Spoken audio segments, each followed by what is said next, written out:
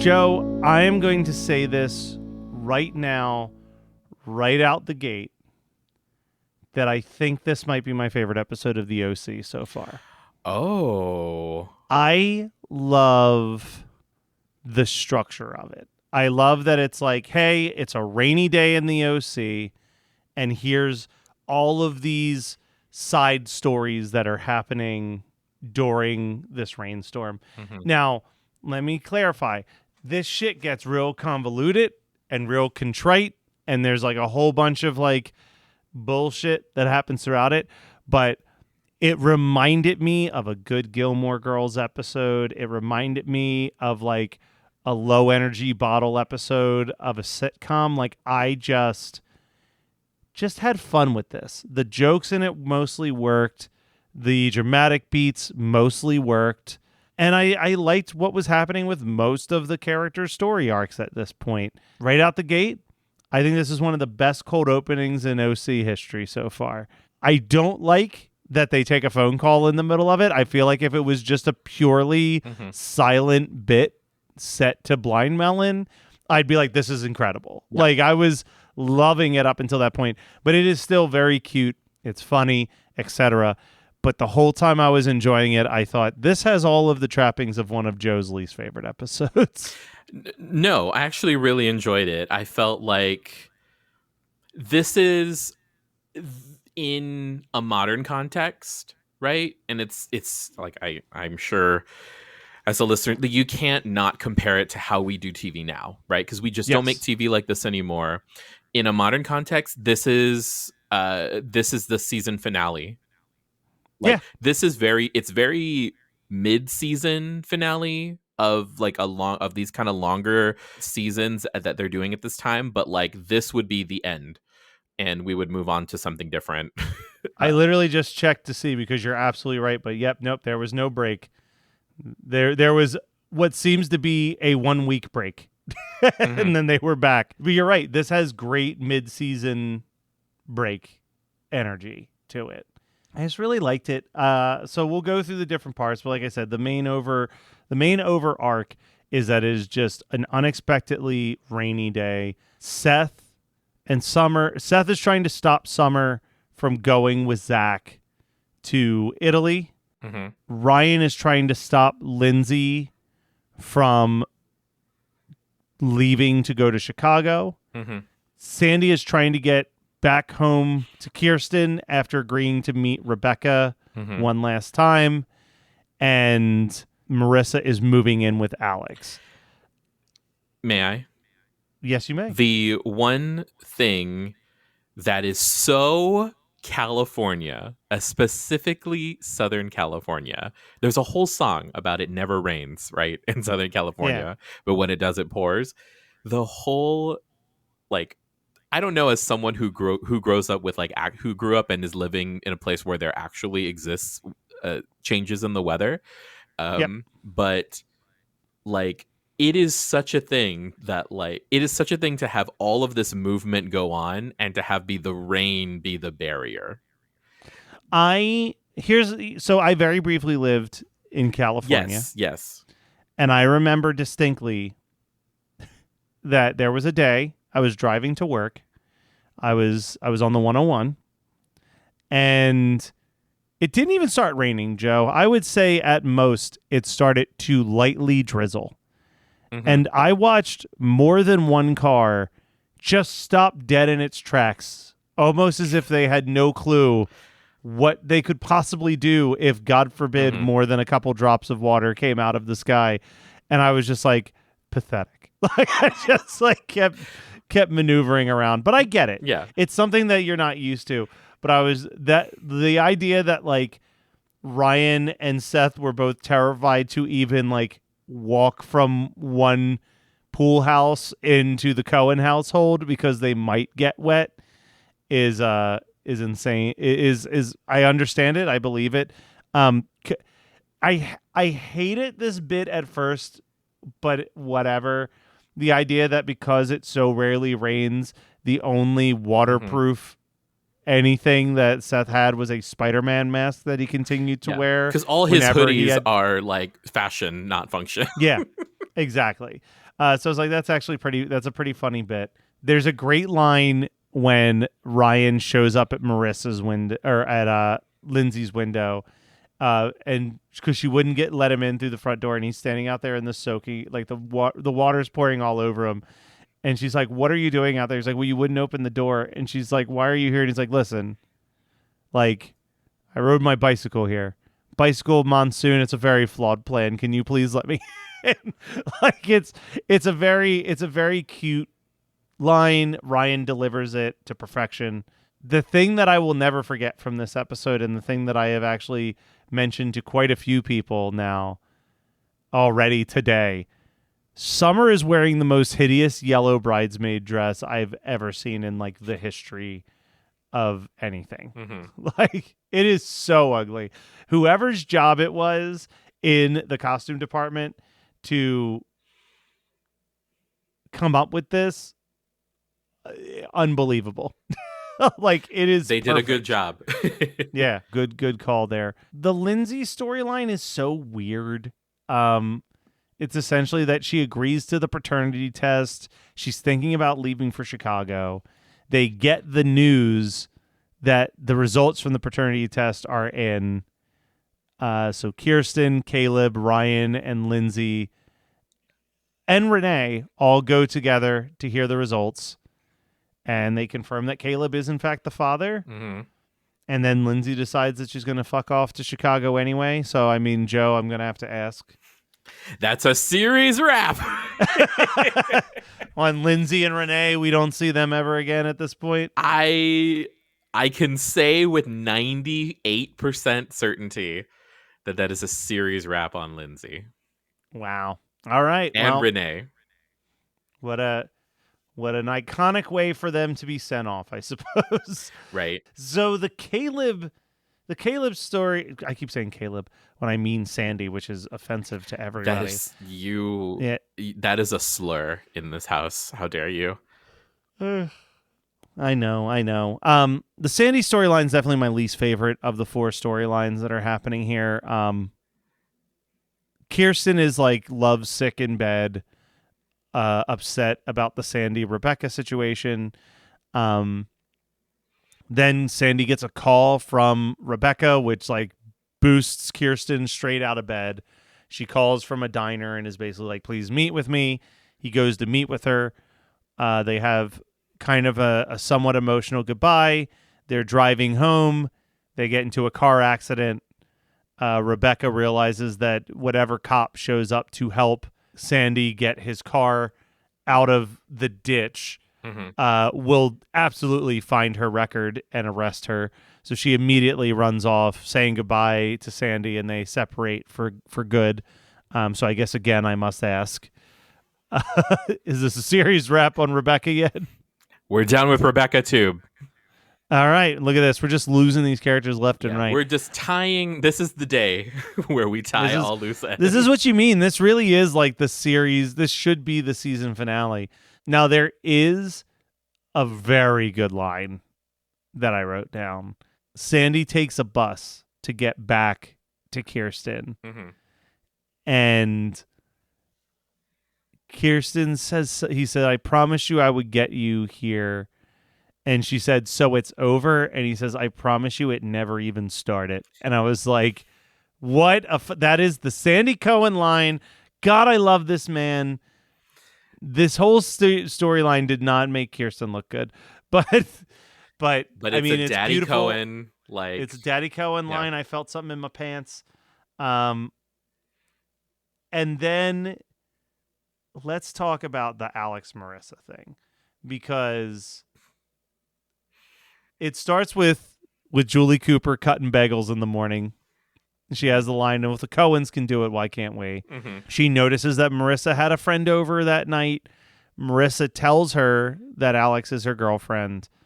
And then I wrote, all right, I can't lie. Marissa soaking wet, running in and immediately kissing Alex is pretty hot. Like, it's a hot shot. Like, okay. That's great. But Alex asking the hard-hitting questions when Marissa's like, "I told my mom about you." And she goes, "But did you do it just to piss her off?" And it's like, fucking Valid question. Yeah. It's like it was almost as if Alex was like, none of your straight girl pussy powers do not work here, as Yeah. we are lesbians, as I am a lesbian or bisexual, I am queer, and like there I am immune. Like it's as if Marissa is Qui-Gon Jinn and Alex is Watto, and it's like your Jedi mind power don't work here. It's just Yeah. very no. So then Seth finds out. Mm-hmm. And I am 99% sure that the friend that I talked about who loved the OC showed me this specific scene. He either showed me this scene Wow. or he recreated the scene regularly, because I had such insane deja vu from Sandy Cohen's like fake cleaning the glasses, like let me get one more confirmation, like his whole creepy thing. My friend at the time thought was like the funniest shit he's ever seen, and was like apparently showing us that clip on the reg. Because I don't remember anything else from that episode. It's literally just that like 30-second moment. But I do love that the way he explains it to Ryan is Marissa and Alex are no longer welcome in the red states. is sadly still accurate, I guess, 20 years after this episode aired or whatever. But Seth handles this with about as much poise and rationality as Seth Cohen can be expected to handle a situation. Here's the thing. Watching this was like, I wonder if that's why Karen Kusama cast him in Jennifer's Body. Because, it's definitely male gazy. Mm-hmm. First of all, I need to go back to something you said. Here's the thing about Julie Cooper's comment about like, if the Coens can do it, why can't we? It almost is like she said something anti-Semitic. It's like, well, if the Coens can have like, it's almost as if what she really wanted to say was like, Jews don't have the monopoly on bagels. Like, we wasps can cut a bagel just as good as them, and then like she tells like a Mexican housekeeper to do it for her. Well, like it was, but it was like, well, like these Jews, like I wonder what why they like bagels so much. It was bordering on the anti-Semitic, which if you're a true Happy Endings fan, that's a line I just quoted from Happy Endings. The only other thing that I wrote down is that it's so clear that Marissa did everything out of spite, because once she's in Alex's home, she is so wildly unprepared for what anything means to live with another person. Mm-hmm. She seems confused by the idea of rent. And not the musical. The fact that she has to do dishes and like hold her own. Like, I am predicting that we are getting closer and closer to a series wrap on Alex as well at this point in the show. When Alex was like, could you take the cans out, and also rent's due on this, I like what the expression on Marissa's face was like, but I'm baby. Yeah. But yeah. I'm baby. I don't do those types of things. Yeah. I am the one who gets waited on hand and foot. I mean, the storyline that's front and center during this particular episode, though, is the Seth and Summer storyline. Mm-hmm. And it really starts to ramp up towards the tail end. Seth shows up at her house, and she doesn't want to hear it. Zach shows up to help her pack her bags. She goes back to get Princess Sparkle, and Seth calls her. She's just like, I'm not buying what you're selling, Cohen. Like, sorry, This is the trip I'm taking. She goes to the airport.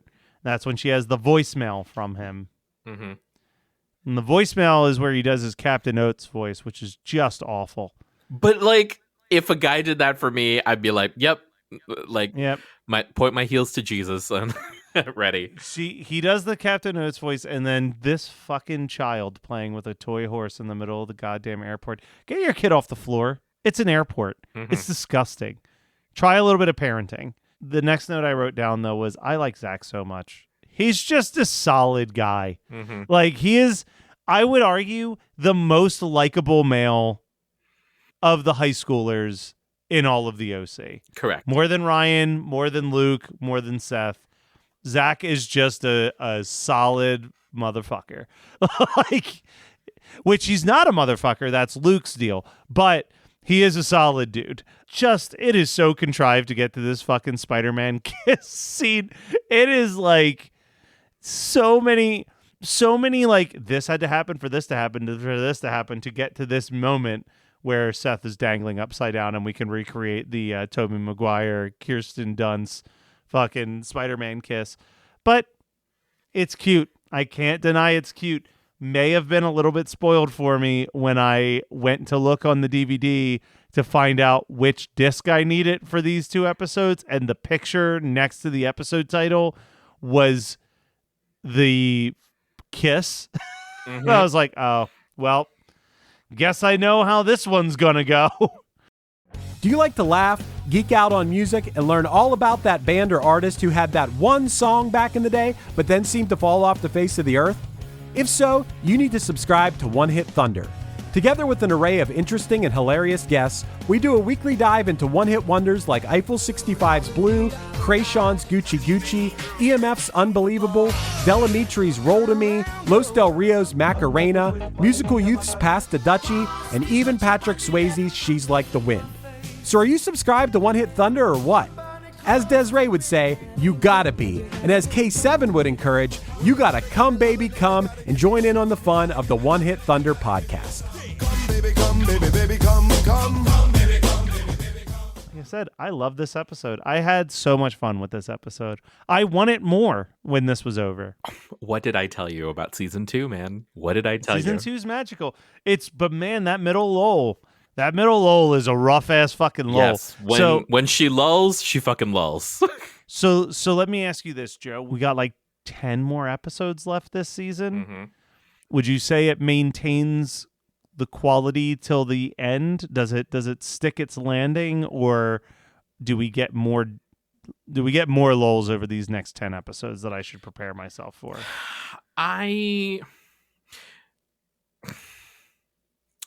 What you say can I expect to happen next? Is this a new segment? Is that what you say, Jeff?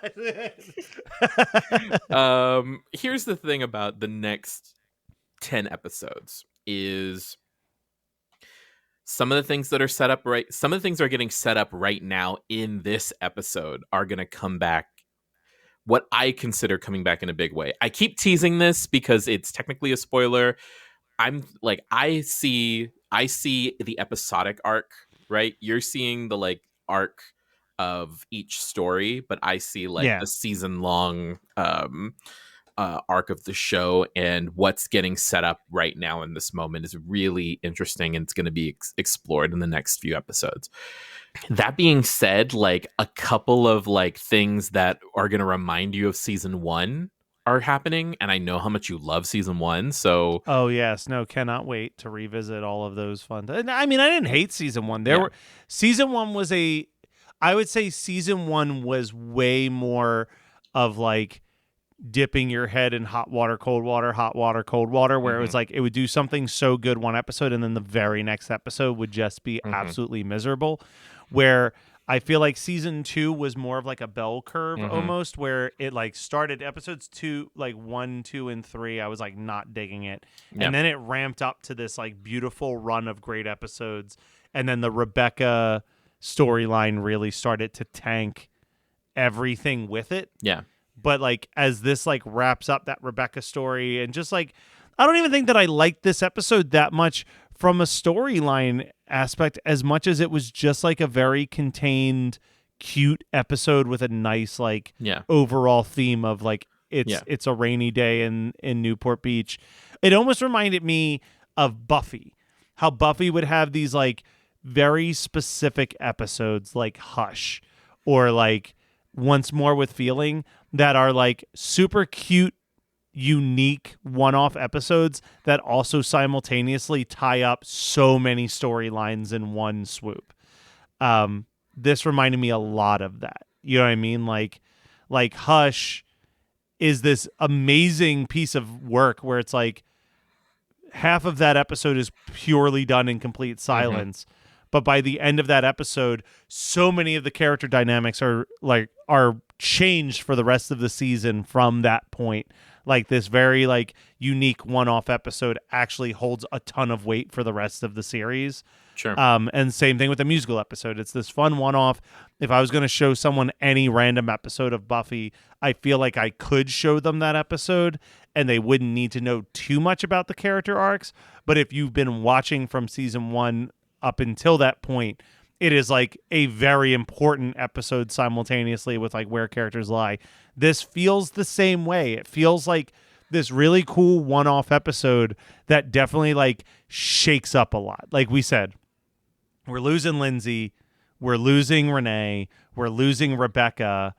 But unless this show is completely bullshit, which I don't think it is, like there's still going to be underlying currents of them disappearing for a few episodes that will have shaped and changed Ryan and Sandy and Kirsten as people. And you know, there's still also like the open-endedness of what we talked about all the way back in episode 1. Yeah. Ryan's got a fucking kid. Ryan's got a fucking kid. They kind of hinted at the end of this episode of like the two of them being a thing again. Yeah, Marissa and Ryan had a little bit of a romantic rainy chat. I mean, look, we'll also talk about this. I think that the OC isn't being stupid. It's clear, like anybody who knows anything about film studies knows that rain is always a symbolic thing of change and sex. Those are like the two things that it is used for constantly. It's change, it's sex. There's, you know, the cleansing properties, the destructive properties.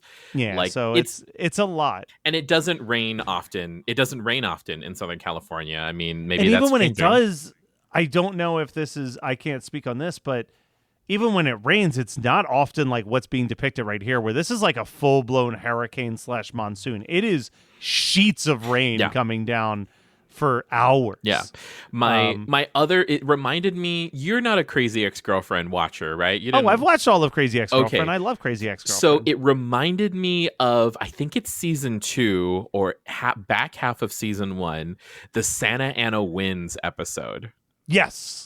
That's what this was giving for me too, because I was like, it's Santa Ana Winds is better because it's using something that's so Southern California specific. Like if you've never lived here, if you're not familiar with it, you just won't get it. But like, it's so interesting how like it weaves in this concept and like in what is so blatantly a Deus Ex Machina, right? Like the rain has come and now it's changed everything, but it makes it work. So like it makes sense. It just happens to be a thing, it's this episode is really great, and I want us to start going at it at the music now. All right. So we got a lot of great songs here. Kicking off the episode, we get Blind Melon, No Rain. When Sandy and Kirsten are talking in the bedroom, Joel Evans' No Easy Way to Say Goodbye plays. When Sandy's meeting Rebecca at the diner, we hear the Jayhawks, Save It for a Rainy Day. Multiple times in the episode, Seth and Summer are listening to Boys to Men, End of the Road. When Seth sees Alex and Marissa together, Louis the 14th, God Killed the Queen is playing.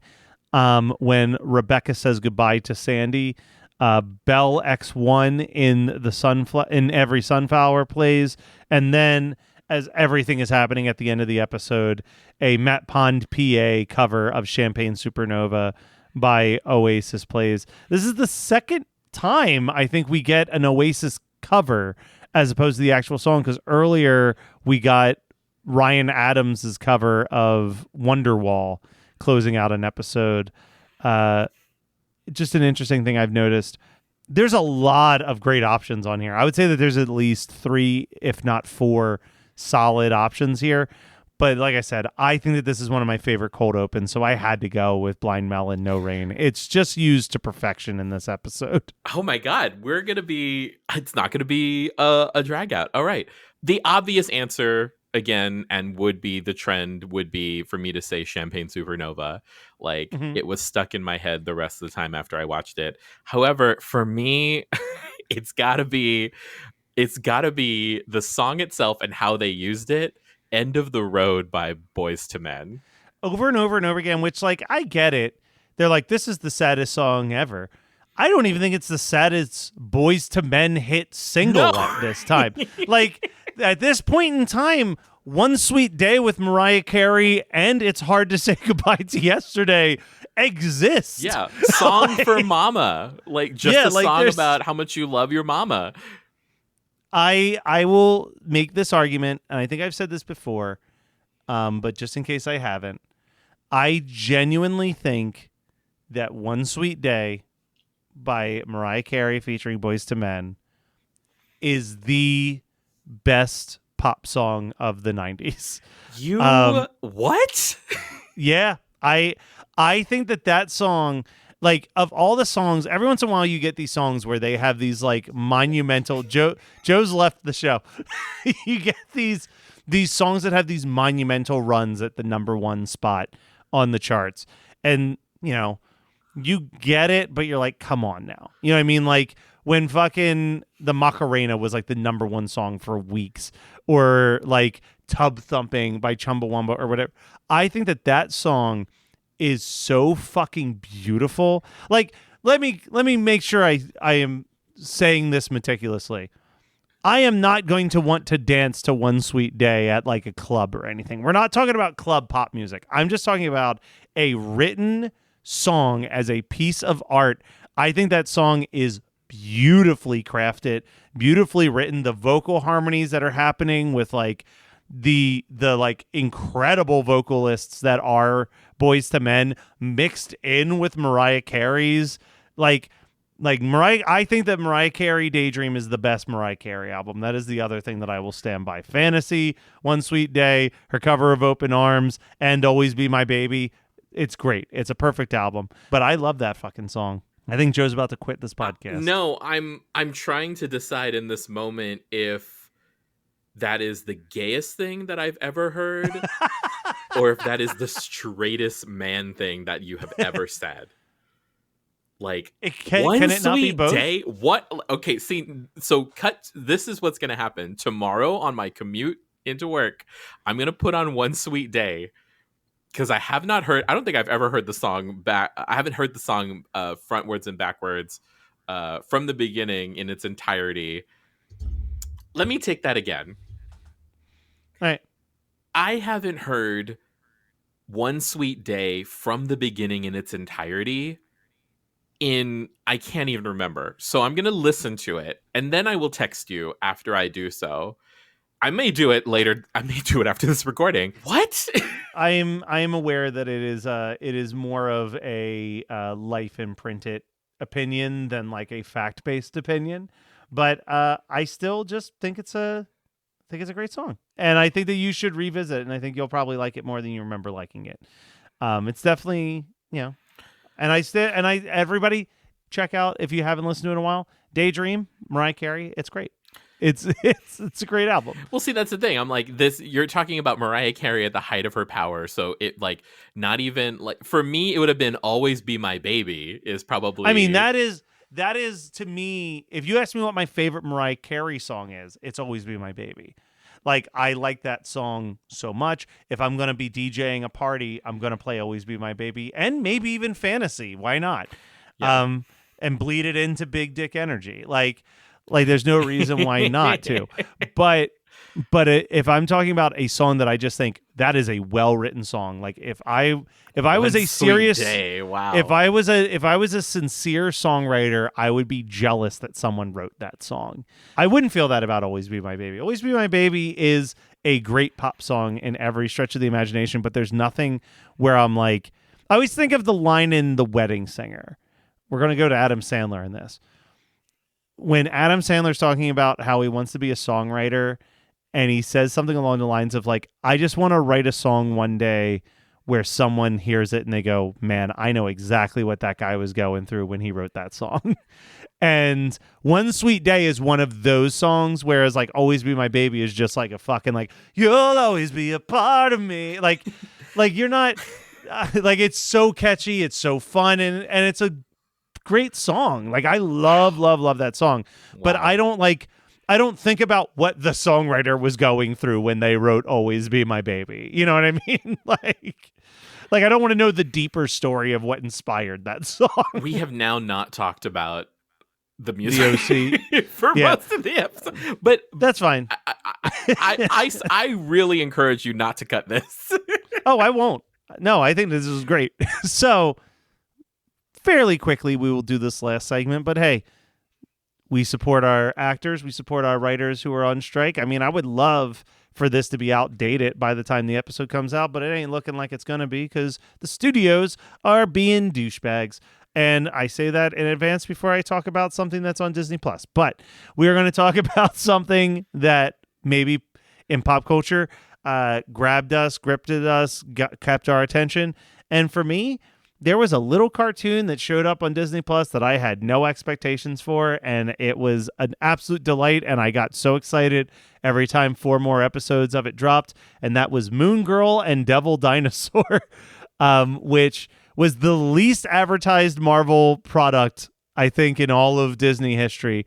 But it's a cartoon about a girl who is a super genius, and she lives in the inner city, and it's like representation out the ass. And she manages to build a machine that brings a dinosaur into New York, but she befriends the dinosaur and she decides, well, I'll be a superhero and the dinosaur is my sidekick.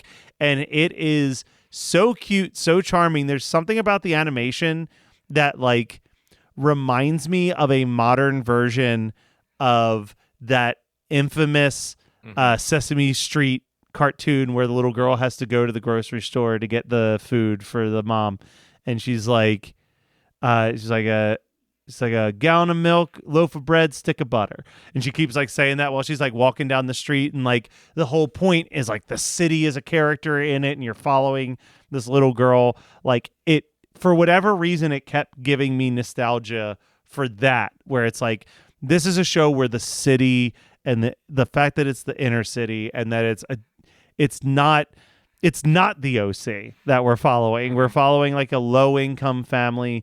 You just like kind of fall in love with every single character and the charm of it.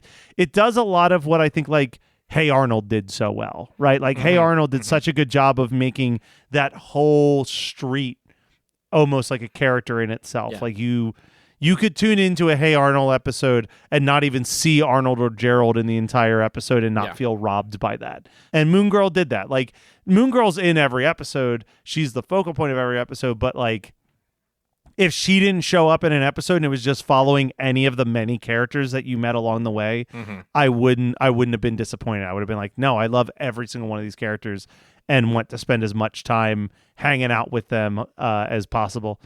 So go check that out because, man, that show got real slept on for some reason. Okay. I'm going to have to check that out. Yeah, it's been Hot Take Central over here on Matt Kelly's side of the call.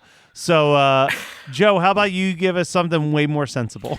No, it's not going to be sensible because I'm going to give you something that I'm mad about that I've been obsessed with and now I'm mad. Okay, so as a direct Mariah result, Carey's Daydream.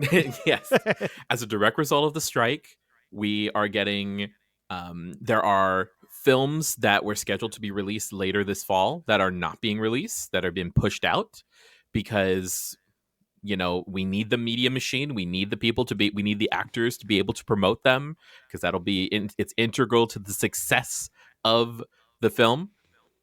And I'm not going to say Dune because I don't care about Dune at all.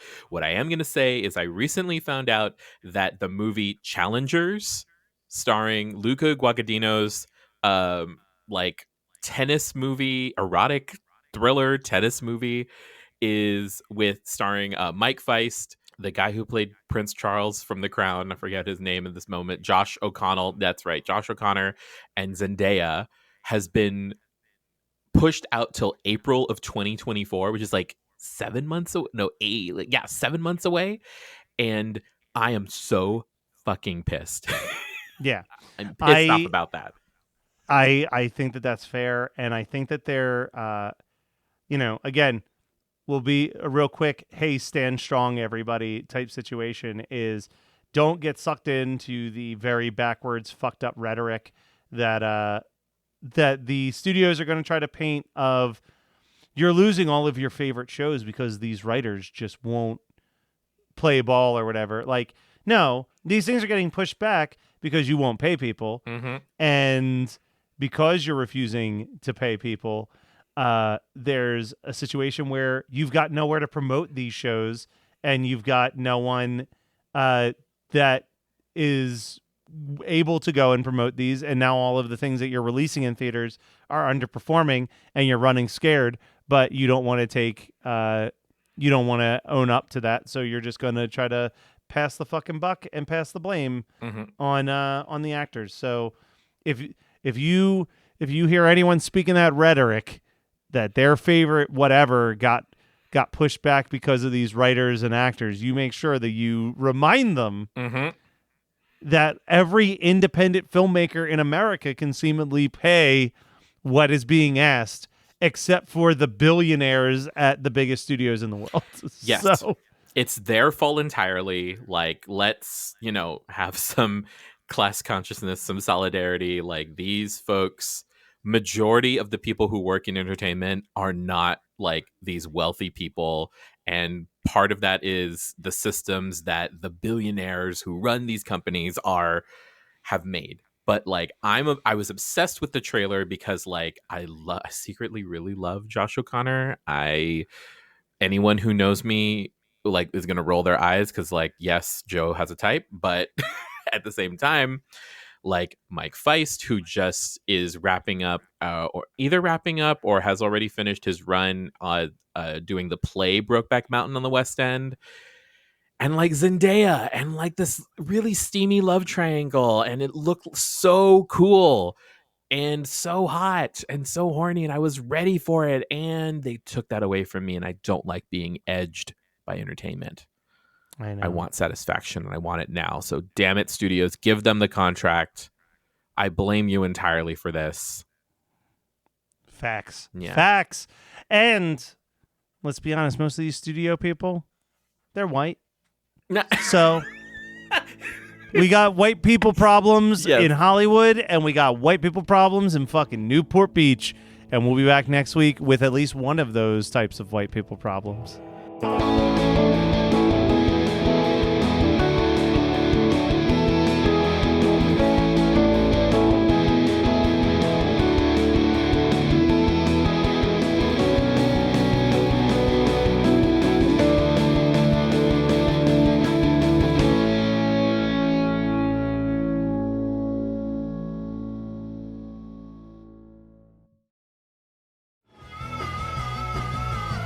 You're listening to the Geekscape Network.